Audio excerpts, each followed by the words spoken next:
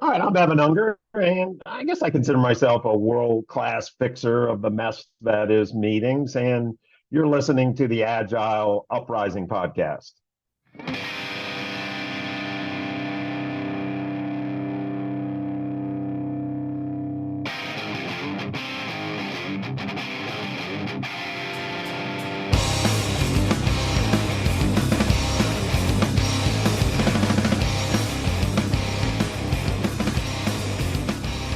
Hello, welcome to another edition of the Agile Uprising podcast. I'm your host, Andy Cleff, and joining me today, my colleague, Marc Story. Welcome. Thanks, Andy. This is a hat trick for you. Yep. Third time around. Think we'll get it right this time? Nope. Okay. We'll have you back for a fourth. You were here at the tail end of 2021. We did an effective leadership principles podcast, and then we followed it up maybe a month later, Autonomy with Alignment. Really two wonderful shows, and you can find them in our archives. And we're excited to have our guest here, Evan Unger, world-class fixer for the mess that are meetings. Welcome, sir. It is great to be here, Andy. Thank you for having me. So, Marc, you introduced us to Evan. I'm curious, how did you two cross paths? When, where, how? I was introduced to Evan and what Evan does. I think it was around 2009, something like that, when I worked for Colorado Workers' Compensation Insurance Company, Pinnacle. And I think Pinnacle has an interesting culture. But one of the things I learned very quickly when I got there as a Scrum Master is that the way I was running meetings was entirely unacceptable. They have a very strong culture around having effective meetings. And I started arranging meetings and people it bordered on anger when I came in with a traditional agenda. They could not understand what it was I was trying to do. And so I think it was about 6 weeks into my employment there where my boss said, "Hey, Marc, you need to go to this workshop." And so it wasn't because I was doing it badly per se. It was because I was doing it the way I was taught, which Right. I think most people learn how to I don't even want to say lead a meeting, how to organize a meeting in a very ineffective way, where it's always, "Hey, let's get together and talk about some stuff." I don't want to get together and talk about stuff anymore. I want to get things done. And so I think that's when I went through what was then called the facilitative leadership workshop. That was eye-opening for me, and honestly, it was a career trajectory changing kind of event for me. Yeah, it went downhill from there, I guess, huh? Okay, yeah, apparently so. So we're going to fact check here on the spot, Evan. Can you correlate Marc's story? Collaborate? Does that sound familiar? Yeah, absolutely. A lot of times we were teaching people how to facilitate as a broader transformation and change initiative. So Pinnacle was going through a vision and values process that our consulting firm was working with. And generally, what we would do is offer facilitation training as part of the broader cultural initiative. So I ran the program a ton with Pinnacle over the years because it's a very practical skill set. If we're going to lead change, we need to know how to facilitate complex meetings. And so, Marc, yeah, I think it was about either 2009, 2010, Marc. Somewhere in there. If I'm trying to recall. And we probably ran the program for Pinnacle, I don't remember, 10, times, maybe more. And with really, because I think, Marc, it's interesting, we learned watching meetings from the senior people in the organization, and awful, they're just horrible at it. I mean, they just model what misery looks like. And then we're like, oh, I guess that's what a meeting looks like. The leader talks and everyone just listens. Or pretends to listen. I think frequently the more senior people are, the worse their meetings are. Oh, without question. Yeah.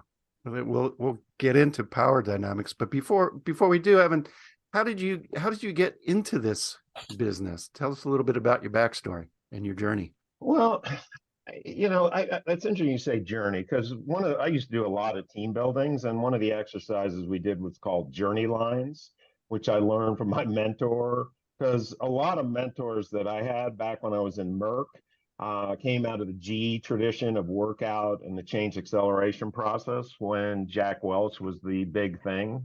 Yeah. And so you and I, Andy, are about the same age. And so when I was at Merck, I went through a couple of promotions where they promoted me into a role I really wasn't competent for, the director of change leadership and development. And as part of that, we designed a process to teach very senior people how to facilitate complex meetings around a procurement reengineering project. So that's kind of where I got my start, was at Merck. Back then, you remember Michael Hammer was sort of one of the pundits who was doing, process reengineering work. I think dead or alive. I think he's dead. I'm trying to remember at this point because you and I, Andy, are getting on there. I'm not even sure we're middle age at this point. I'm 59. I think I saw yesterday middle age ends at 60. So I got another year left. Marc's got a few more. My favorite definition is old is 10 years older than you are today. That's what I'm going for. Exactly. But when we get together with our friends from way back when, we feel like we're 21 still. But when I'm on the pickleball court right now, I feel it, right? I'm sure I've got a couple of hip replacements on the way here soon. Yeah. And so that's where I really got exposed to it, was when I was at Merck. And, as I said, I had a lot of really good people who I was able to learn from when I was the director of change, fancy title for, really doing internal cultural transformation work at Merck. So the theme for today's show, and we're not quite sure what the title is going to be. We're bouncing around some things. Marc, you said your favorites was the first draft. Your meetings suck. Now what? Yeah.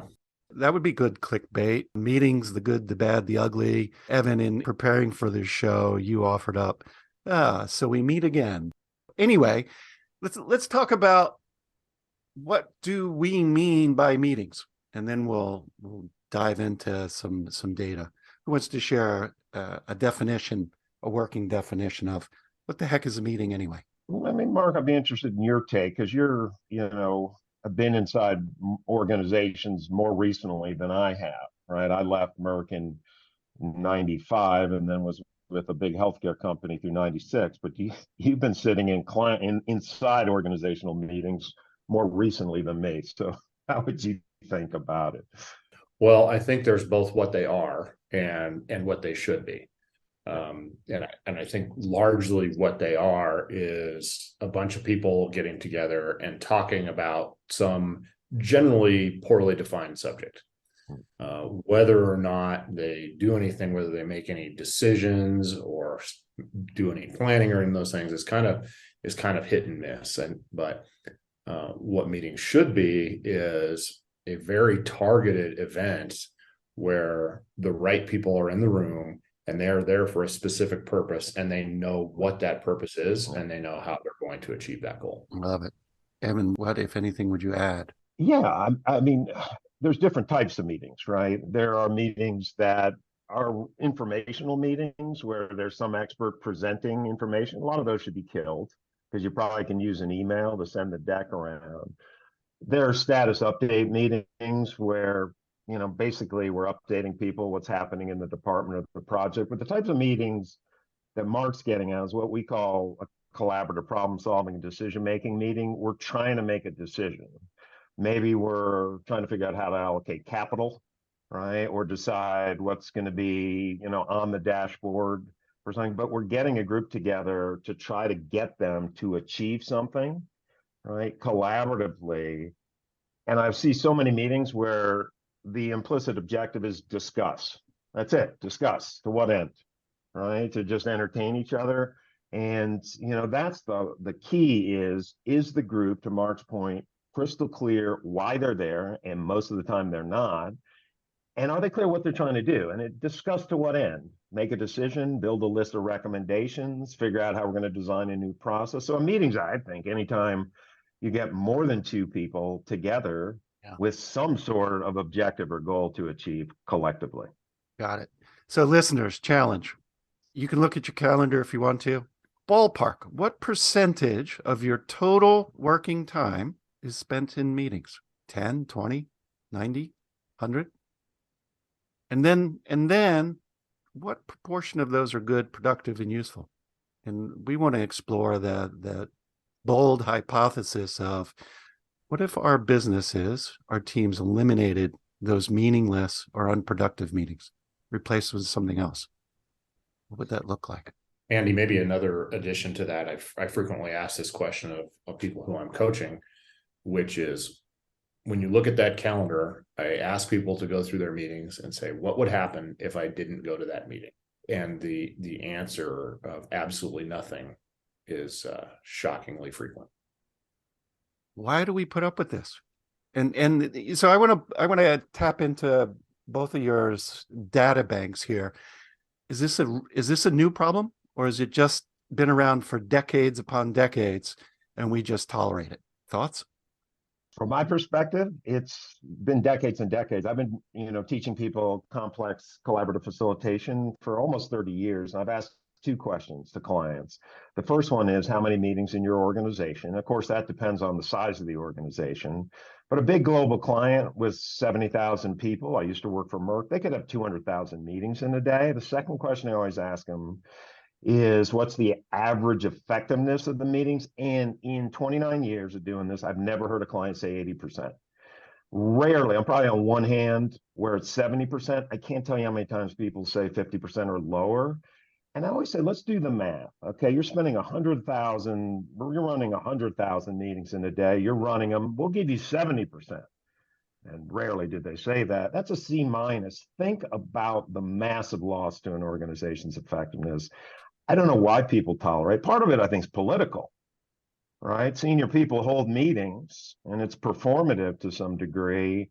And we go because we feel politically we have to go. And Marc's right. Why should we go to a meeting if the leader can't tell us why we're here, what we're doing, what my role is? But we go. It's been around for decades.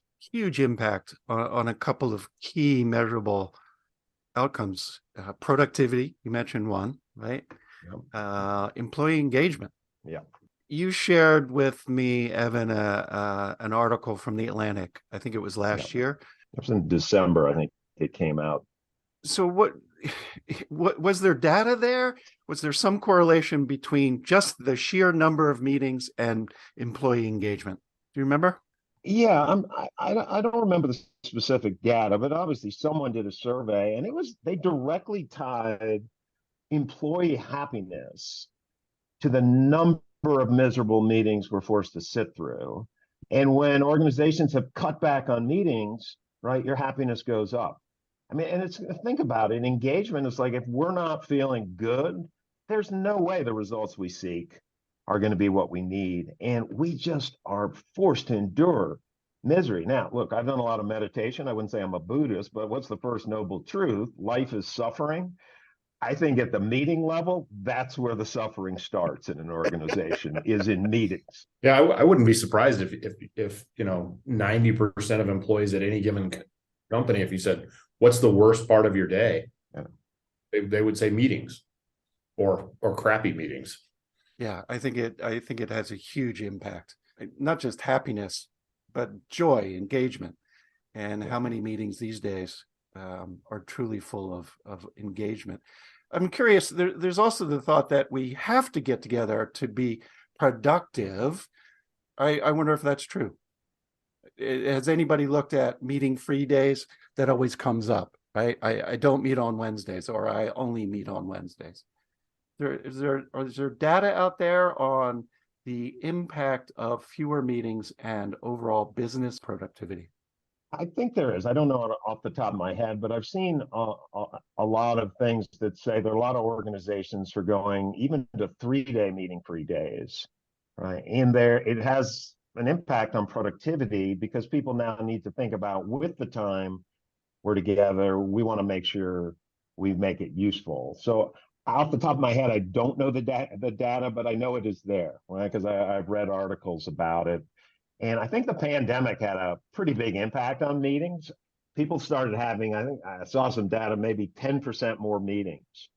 And a lot of that, I think, was performative, because we were in our homes and people were like, well, I got to show I'm doing something. So they were putting meetings on the calendar. And it was a lot of times just to give some sense we were doing something, sitting here in our homes at our desk. And so meetings, I know, have gone up during the pandemic significantly.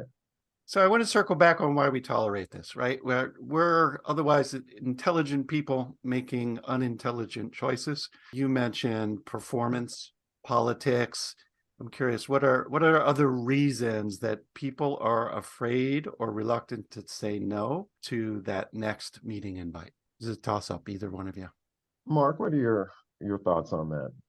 I think there are a couple of things, and fear of missing out is probably pretty close to the top of the list. But I think a lot of people just feel an obligation when they receive a meeting invite, especially if it's from someone who is senior to them in the organization, that they're obligated to go. And I don't mean if it's their boss, I just mean anybody who is senior to their particular role, they feel an obligation to go. Yeah, and I would agree with that. And when I run workshops, I tell people, look, if the leader can't tell you why they're having the meeting, what they're trying to get done, what your role is there, and they obviously need some sort of agenda. Why are you going? And I think we go because the culture is, we need FaceTime. We have to be there. And so it's just a habit that needs to be broken if we really want to have productive organizations. So many meetings, I think, should be killed, just literally taken off the books. And interesting, going back to where I learned GE workout, I think they called it, when they did workouts, in many ways it was bureaucracy busting, but they had I think it was called the ramp matrix. And when they brought people together, they were like, can we eliminate reports, approval processes, meetings, metrics, and the P was processes. Because there's so many things that just get generated and then they become standing things. We're going to have these reports. We're going to keep measuring this. We're going to have these meetings that could be killed, but the bureaucracy just keeps them flowing. And that really is the starting point. It's like, what can we kill? Meetings, reporting, unnecessary approval. And that was what I thought was interesting about what Jack Welch was doing back when you and I were coming into our organizational life, Andy. It takes a great deal of psychological safety to go up and say, why are we having this meeting? What's my role? I mean, that can be scary. What about working from the other direction? As a leadership coach, how do we talk and make it clear to leaders that it's in their best interest to get rid of crappy meetings? What's the impact on them? Their reputation. Well, I think reputation's a great word, right? Because if I'm a leader, right, and I'm running, let's still give you 70%, but I promise, Mark, you've probably seen it's 30%, and I'm taking people's time and wasting it, right? That's where my reputation as a leader is being developed, right? They don't see me when I'm off coming up and designing a spreadsheet or doing something on my own. They see me when I take their time. And so really, a meeting is a moment of truth. It is a moment where our leadership reputation is being sealed. And people don't hate meetings. They really don't hate meetings. They hate wasting their time. And so many meetings are just a complete waste of time. And so in many ways, senior people, they haven't been trained in this. They've been trained, every senior person is trained on presentation skills, executive presence. And that's important. I'm not minimizing that. From a communication standpoint, most of them, or rarely are they trained in how to get groups to collaborate to try to actually get results. So a lot of meetings are presentations. And then the question is, why do I have to go there to a presentation? Send me the deck, right? I can read. If we're going to bring people together, there should be a reason to get them to have diverse stakeholders to do something. But it can't just be present or updates. And that's the thing. So many meetings are just one way and they're a waste of time. Yeah. Before we get into how to have better meetings, you mentioned a couple of meeting alternatives. Should have been an email is the classic. What else is in your either of your toolboxes for we're going to cancel these meetings and here's the alternative to accomplish the same thing? What else you have? Mark, you probably have more experience than this because I'm a specialist. In some ways, I'm a hammer, looking for nails. I'm really good at this. It's a slick hammer and it's a great hammer. And at the same time, Mark, you may have more experience around other options for meetings beyond email. I don't know what your thoughts are on that. Well, the one that comes immediately to mind has to do with any sort of status update on anything that looks like a project. And I think there are, the tools that are used now are pretty effective in reporting. And I've seen so many times where a senior VP or a VP wants to get together to have a status meeting and talk about things that are readily available through self-service. And that's one of those, and just as a coach, this is one of those I get in these conversations with the people who prepare that data and the people who consume that data. When the people who prepare the data say, hey, I get all this stuff ready so that I don't have to have a status meeting, and then the person who's supposed to consume it refuses to, and we go to a dumb meeting to talk about what's already there. So I think a lot of stuff like that those sorts of meetings could be cut off almost immediately, and that would not only free up the time and the context switching that goes into them, but it would make people feel about the work that they're putting in anyway. Yeah, that's huge. That context switch, that planned interruption in your day that is coming. Yep. So let's switch gears and talk about what high performance meetings and how to have them, and share some resources. So we've talked about good meetings, making sure that people don't just, it's not activity theater, don't just get stuff done, but get the right stuff done the right time with the right people. I'm trying to think of some of my favorite books from the past about meetings. I'm curious what you've got. One of the early ones was Lencioni's Death by Meeting. Yeah. That was a great fable. What else do you have out there? Well, it's interesting. Lencioni, we always bring him up. One of his more recent books, The Advantage, it talks about really what do we have as an organization is a true differentiator. It's the health of the organization. And he also talks about the centrality of meetings to the health of the organization, because meetings are important, certain types of meetings. If we're going to use them, they better be well run, because if we're just running meetings to run meetings, it's toxic. It drains the organization. And so I've always loved Lencioni's work because it's just so simple to access, right? And he works at the C team level, and we've gone in after a client where he's working at the C team level, working a level or two down, teaching people how to run, high stakes meeting. But the honest truth is I'm not that versed in the literature. Like, I'm not an agile person. You all are. I train tons of the agile Scrum, project managers, because they have to facilitate. But I am not that on top of some of the, tech, the Jira, Asana, Slack. I hear all these terms, but I don't really know how they help people. I think it's better that way for you, Evans. Don't go there. Don't go into that room. It's scary. I'm too old to learn that stuff. Marc, you got any favorite titles that come to mind? No, I'm far less literate when it comes to, but just put my reading about how to lead a meeting ended in about 2010. So as soon as I had Evan's workbook, that's my reference. And if I need some new tool or technique, I have the Google to help me out. So awesome. And Marc, I can't remember when we ran this. Were we still using 3-ring binders back then, or have we gone to corkscrew binders? Because now we're doing it electronically. But I think I have one of each, actually. Because like I said, that's right. I've done the course twice. Yeah, by the time we got to Comcast, I think we had gotten to the corkscrew spiral binding. And but I mean, I talked to people who took the course, 20 years ago, and they hold up that 3-ring binder. Frankly, we do videotaping. They hold up the VHS tape.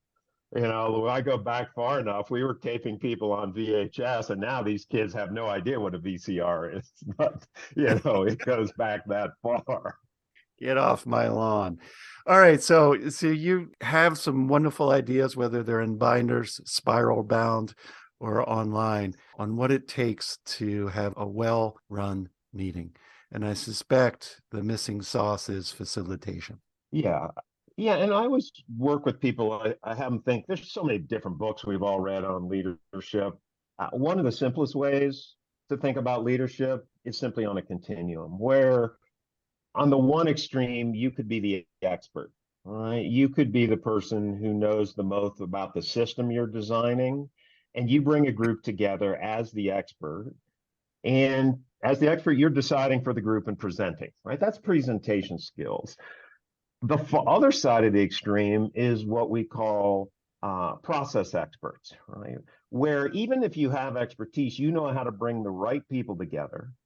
You have skills in collaboration, and you stay completely neutral on what the system looks like, right? Because you trust the group has the expertise. And so, really, to me, the art of leadership is knowing how to get a group to come together, get alignment around why they're doing things, what they're doing. You bring the process expertise to help bridge the expertise of the group to help them achieve an objective. And that is the art of leadership, is just pure process facilitation. And that's what I've always done, is work in neutral mode, knowing when people go back in the real world, they're in the middle of the continuum. They're going to make decisions for teams. If you can get a group of team to make a decision, never tell them what you think, that is the art. As long as it's the best decision and they buy in, that is the art. And you can do it.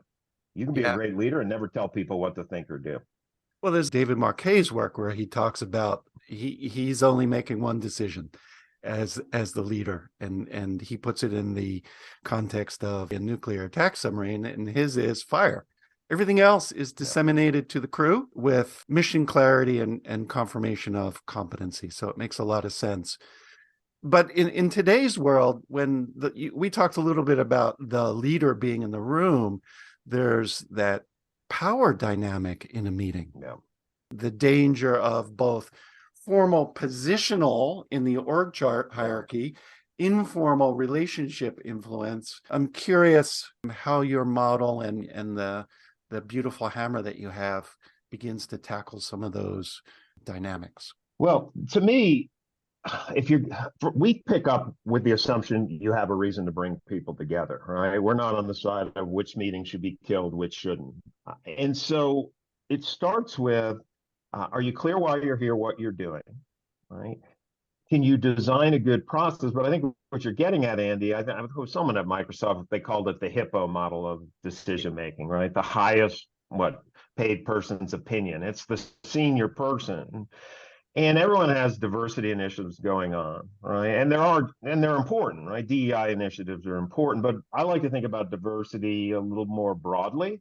In addition to the traditional categories of diversity, gender, race, there's cognitive diversity, right? There's leadership style diversity. There's introverts, there's extroverts, there's junior people, senior people on global teams. There's different cultures.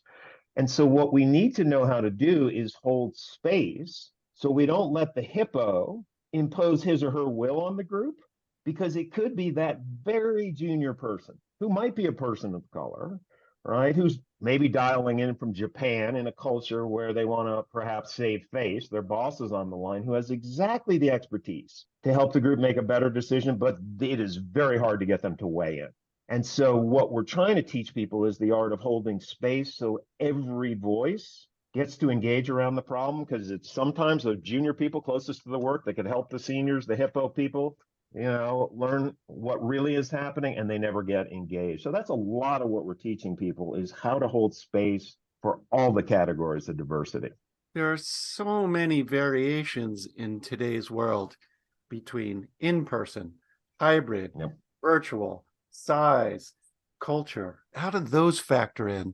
Spend a little time on it. We can't cover them all. We only have an hour, but how does the facilitation approach change or not, depending on in-person versus virtual or hybrid or small or large?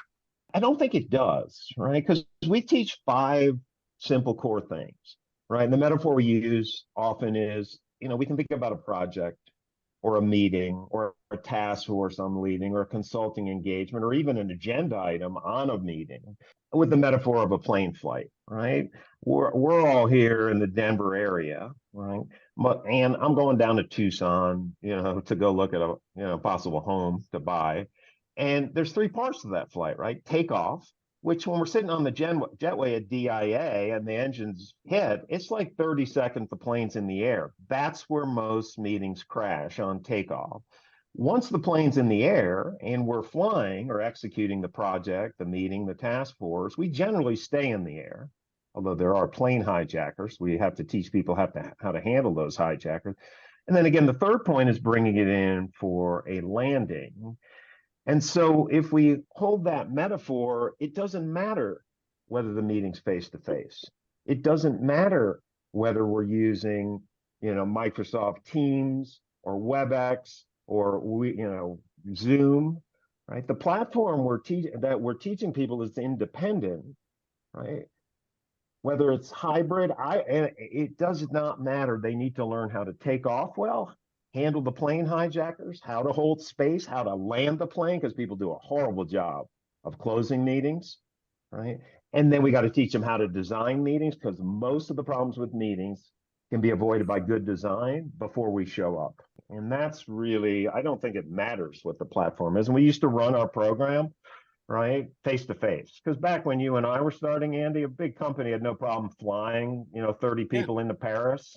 Yep. And spending thousands of dollars. There were none of these platforms, and now we're doing the exact same thing that we used to do face to face. It's all virtual. We're really not running the face to face program anymore, because most of my clients, as I'm sure yours, they're just not running face to face meetings, except as the exception. So I don't think it really matters. Marc, your thoughts? Yeah, Evan, a little bit off topic there, but you touched on something that I think is really important. When I was in high school, I worked at an auto body shop, and I worked in the paint shop. And so I was always trying to soak up information because I wanted to paint my own car someday.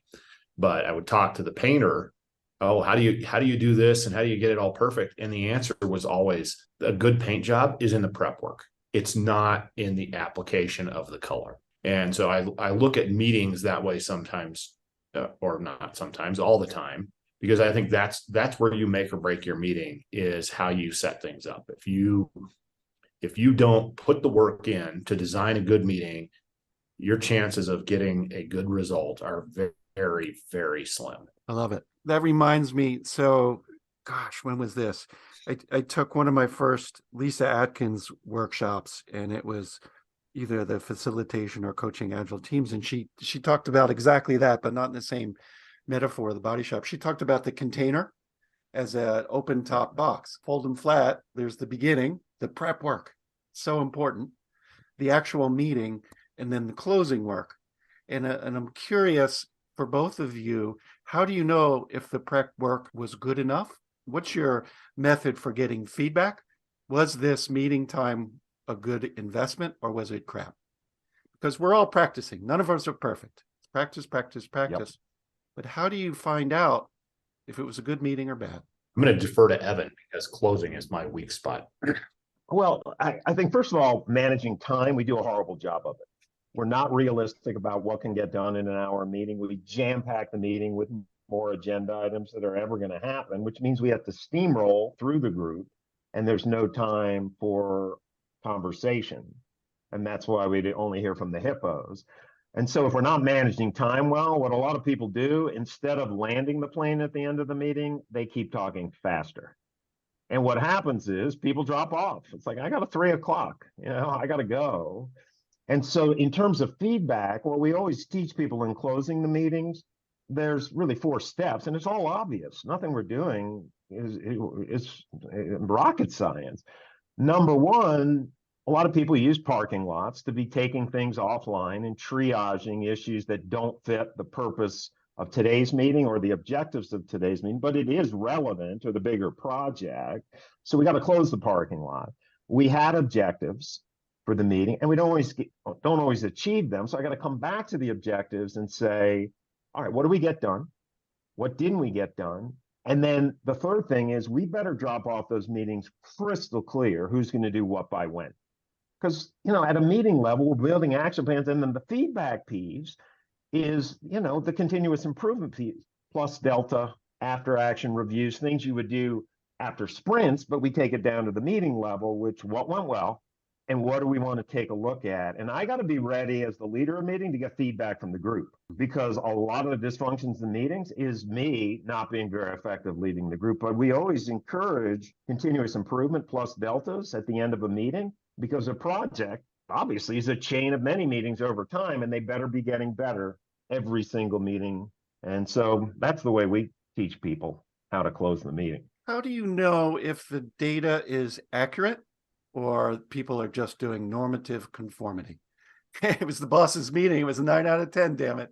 Well, I would say a couple things. If you really want true feedback, I would do it anonymously after the meeting. All right. Because if we do it in the meeting, it's a little harder unless the team is really, right, from a forming, storming, norming, performing standpoint, performing. And when we're at that stage, people are straight. Because when I used to do team buildings, a lot of what we were doing is teaching people how to give straight feedback to folks. And so I don't know that the data, it's hard to tell what the data is in terms of that. But I think the data at the end of the day is, did you achieve the objectives? And did the group buy in? And so I think the data really is, did we get the results we're seeking?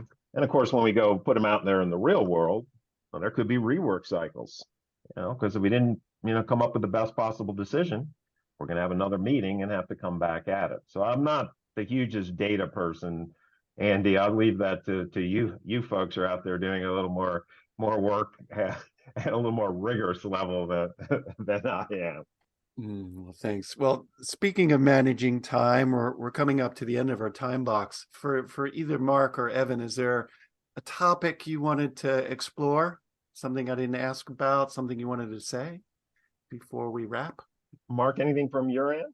Well, I think from my end, in watching, I don't know, tens of thousands of meetings over the course of my career, is I love what Evan teaches, and I think it's highly effective, but I would encourage people to do something, because chances are pretty good right now that your meetings suck. So whether or not you want to use Evan's model or some other model, take something on to get better, because it's really not fair for you to spend your company's money ineffectively. So I guess that's my parting shot. Nice one. Hit the mark. Evan, tell us more about that workshop. Yeah, we used to run it as the 3-day face-to-face training, and it's a boot camp. I've run it for the Air Force, well, a little before the pandemic, and the Air Force, the military talks about wanting to put people under pressure, under stress, before they have to go out into combat. Now, the workshop's not that kind of boot camp, but people will get worked. Right. It's the virtual version now is a 4-day program run across 2 consecutive weeks, where module 1 and 2, and I just finished a program with an energy client, actually started the first 2 modules and finished yesterday. I'm going to run the next 2 modules next Monday and Tuesday. But most of it is practice, right? The boot camp, the stress test, where people are getting videotaped, they're getting intensive feedback and coaching, because people learn through practice. Right? They do not learn through lecture. If we had a 4-day program where I was lecturing, I'm not that interesting. And, at the end of the day, it's like people need to be worked. They need to be pushed outside their comfort zone. And that's what we do in the program. Is there's 2 practice labs, because I have so many clients today. They come in there, they're welcome to observe senior people on 4th day of our program to see what it is. And they come in, they're like, I love this. My people need this. Here's what I need, Evan. Send me 10 2-hour videos my people can watch at their computer, self-paced learning on how to do this. And I say, I'm not interested. I say, go find another consultant who's going to waste your time and money. Because if they're old enough, I'll be like, do you have kids who learn to drive? And they're like, yeah, of course. I say, would you have ever let your kids watch 10 videos on how to drive and hand them the car keys? You never would do this. But we want a quick fix, right? And the reality is people learn by doing. Exactly. And that's the program. It's just get your butt up here, and now butt up there when they were face to face. Now we're in the screen in these little tiles, and people got to get worked. And that's what we do. It is just a boot camp for practicing high stakes facilitation with senior people when your leadership reputation is on the line. Sounds fascinating. What are the best ways for our listeners to get in touch with you to learn more and maybe even sign up? Yeah, I mean, you can go to our website, which I assume you'll put in the show notes. It's a mouthful. HarrySchwartzAssociates.com. We'll put the correct spelling into show notes. Yeah, and put /virtual, because that's our broader consulting offering. And the honest truth, I'm getting older. Mostly I'm teaching people how to do this. and not really doing a ton of consulting anymore. And you can look at my LinkedIn page, right?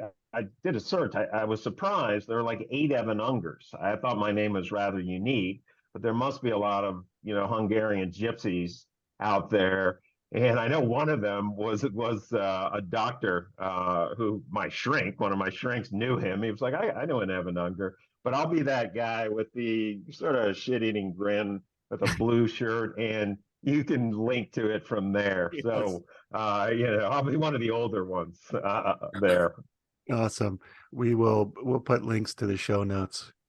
Thanks again to my co-host Marc Story from Agile Velocity and our meeting fixer Evan Unger. And to you, our listening audience, if you enjoyed this episode, let us know through a review, a rating, comments on that podcast platform of your choice.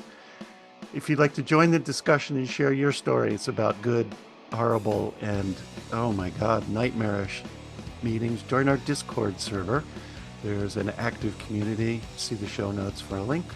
And finally, support from listeners just like you. Help us cover our hosting and podcast costs. For as little as pennies a day, you can get some cool Agile Uprising swag. Until next time, this is the Agile Uprising Podcast, signing out. And we're off the air. And now this is the best part of the show. I keep the recording going because I used to stop it, and it was like, damn, I wish we had the recording on because there's some good snippets in there. Yeah, I like Evan as the meeting fixer. I'm just wondering if you are more akin to Mr. Wolf from Pulp Fiction or Mike from Breaking Bad. That is a good question. I'd say maybe a little more Mike from Breaking Bad in terms of doing some behind the scenes work. Yeah. And so that is a great metaphor.